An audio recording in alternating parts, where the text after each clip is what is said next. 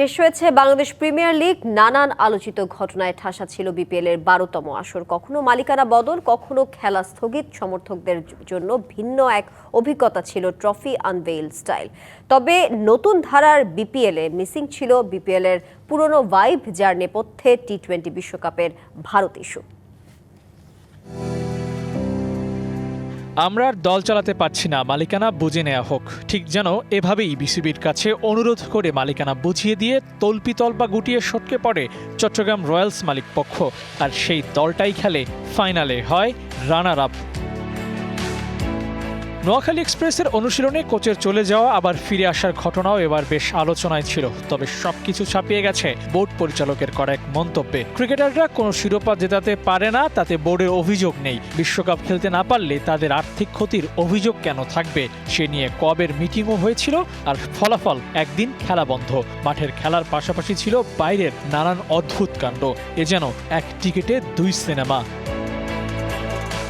বরাবরই টুর্নামেন্ট শুরুর আগে ক্যাপ্টেন্স ফটো সেশন হয়, মাঝে থাকে ট্রফি। এবার বিপিএল এ আর তা হয়নি। না ছিল ট্রফি, না ছিল আইডিয়া। কেমন হতে যাচ্ছে শিরোপার সুরত, তাও জানতো না ভক্তরা।